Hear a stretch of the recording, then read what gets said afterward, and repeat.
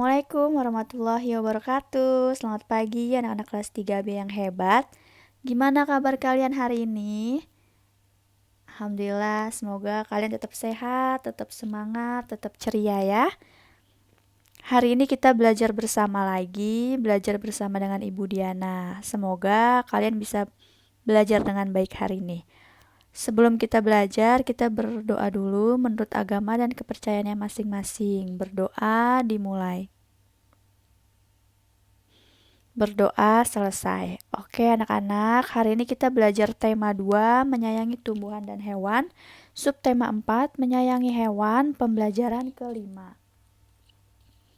Tujuan pembelajaran kita yang pertama yaitu kalian dapat menjelaskan tokoh yang terdapat dalam dongeng secara tertulis dengan tepat. Yang kedua, dengan kegiatan review, kalian dapat menentukan pecahan sederhana yang sesuai dengan gambarnya. Yang ketiga, kalian dapat menceritakan pengalaman melaksanakan tugas sesuai perannya dalam kehidupan sehari-hari di lingkungan sekolah, sebagai wujud pengamalan sila Pancasila yang dilambangkan dalam Garuda Pancasila. Oke anak-anak, silakan kalian amati gambar berikut ini. Ada gambar apa saja ya di situ? Ya, benar sekali. Ada gambar buaya yang sedang berbaris dengan rapi. Ada gambar seekor kancil yang sepertinya sedang berlari ya. Nah, kira-kira anak-anak tahu nggak kenapa buaya berjejer rapi seperti itu? Ada yang tahu? Kalau belum, ayo kita simak. Dongeng si kancil dan buaya. Paragraf pertama. Kruk kruk kruk, terdengar suara dari perut si kancil. Si kancil pun terbangun dari tidurnya. Perutnya terasa sangat lapar setelah seharian bermain dan akhirnya tertidur di dalam hutan. Si kancil membayangkan mentimun, makanan kesukaannya. Kebun mentimun tumbuh subur di seberang sungai. Kancil ingin sekali memetik mentimun di kebun itu. Namun, Kancil kebingungan mencari cara untuk dapat menyeberangi sungai. Sementara itu, banyak sekali buaya yang tinggal di dalam sungai. Si Kancil pun berpikir dan mencari akal agar dapat menyeberangi sungai. Tiba-tiba ia berteriak memanggil para buaya. "Hai buaya, keluarlah," kata si Kancil. "Ada apa teriak-teriak, Kancil?" kata si buaya. "Apakah kalian tidak merasa lapar? Aku dengar di seberang sungai itu ada banyak daging segar yang siap disantap. Kenapa kalian tidak ke sana?" kata Kancil. "Lalu selanjutnya, aku mau mengambilkan daging itu untuk kalian asal bantu aku menyeberang sungai itu," kata Kancil lagi. "Baiklah, tetapi bagaimana kami bisa membantumu?" kata buayanya. "Berbarislah kalian sampai ujung sungai itu. Biarkan aku berjalan menyeberangi sungai melalui punggung kalian," ucap si Kancil. Si Kancil terus melompat dari satu punggung buaya ke punggung buaya lainnya, hingga akhirnya si Kancil sampai di seberang sungai dan mengucapkan terima kasih kepada buaya-buaya itu atas bantuannya. Nah, seperti gambar yang di atas kanan, buayanya sedang berbaris rapi, membantu si Kancil untuk menyeberang sungai. Nah, setelah kita membaca dongeng si Kancil dan buaya, bagaimana akhir cerita Kancil dan buaya? Apakah anak-anak ada yang tahu? Lalu, sebutkan tokoh yang ada dalam cerita dongeng dan sifatnya. Nah, tokohnya itu yaitu ada siapa saja? Ya, benar, ada kancil dan buaya. Kancil itu sifatnya hewan yang cerdik, banyak akal, namun kancil suka berbohong. Dan buaya mudah percaya dan suka menolong. Jadi, akhir cerita kancilnya, kancil sudah sampai di sungai, di ujung sungai, dan mendapatkan makanan yang ia mau, tapi buayanya tidak diberikan makan. Akhirnya buayanya pun marah kepada kancil. Oke, selanjutnya kalian amati gambar berikut ini. Ada gambar apa saja anak-anak? Ya, ada gambar jerapah, ada gambar gajah, ada gambar monyet. Ini yang disebut apa? Kebun binatang, benar. Anak-anak pernah ke kebun binatang? Pernah ya? Pasti kalian sudah pernah semua pergi ke kebun binatang. Nah, di dalam kebun binatang kita dapat menemukan berbagai orang dengan peran dan tugasnya yang berbeda-beda. Ada pelatih yang bertugas untuk melatih hewan-hewan agar dapat tampil dengan baik jika ada pertunjukan sirkus. Lalu ada petugas yang setiap harinya memberikan makan hewan-hewan.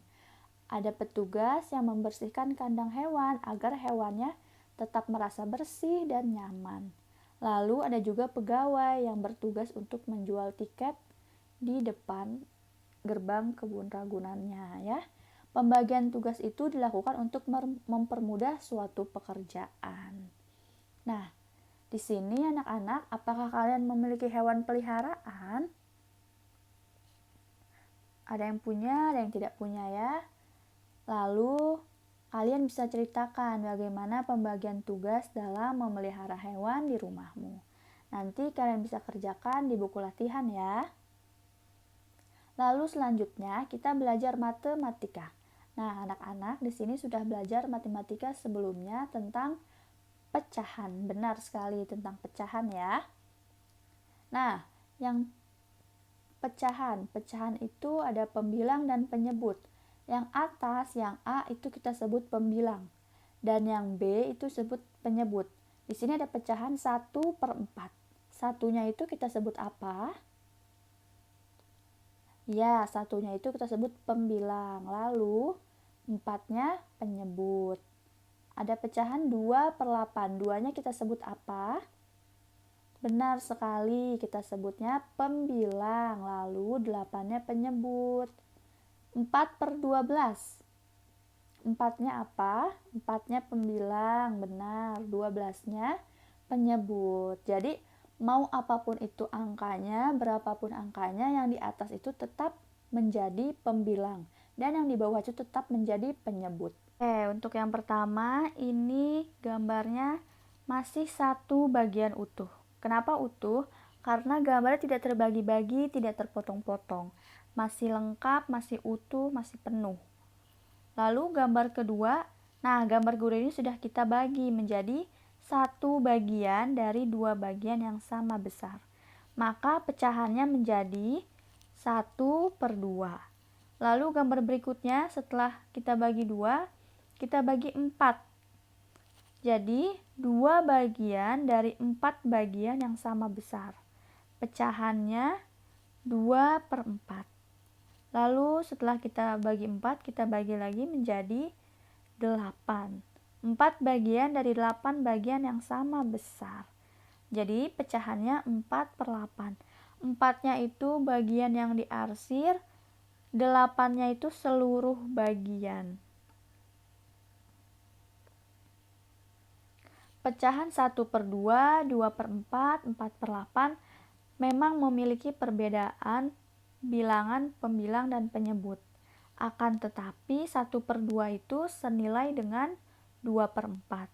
1/2 juga senilai dengan 4/8. Jadi 1/2, 2/4, dan 4/8 itu adalah pecahan yang senilai.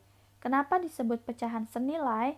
Karena jika kita hitung 4/8 kita bagi, sama-sama kita bagi 2. 4 bagi 2, 2. 8 bagi 2, 4. Jadinya 2/4. Nah, 2/4 kita perkecil lagi dibagi 2. 2 bagi 2, 1. 4 bagi 2, 2. Maka 4/8, 2/4, dan 1/2 ini merupakan pecahan yang senilai, yang nilainya sama. Selanjutnya, mari berlatih menuliskan pecahan yang senilai dengan 2/3. Pecahan apa saja ya yang senilai dengan 2/3? Nah, ini merupakan bagian gambar yang diwarnai adalah bagian 2/3. Jadi, 2-nya itu bagian yang diwarnai. Ini nih. 3-nya itu seluruh bagian. Ini 1, 2, 3. Oke. Nah, Pecahan senilai yang dengan 2/3 adalah, kita hitung bagiannya ada berapa? 1, 2, 3, 4, 5, 6. Jadinya per 6.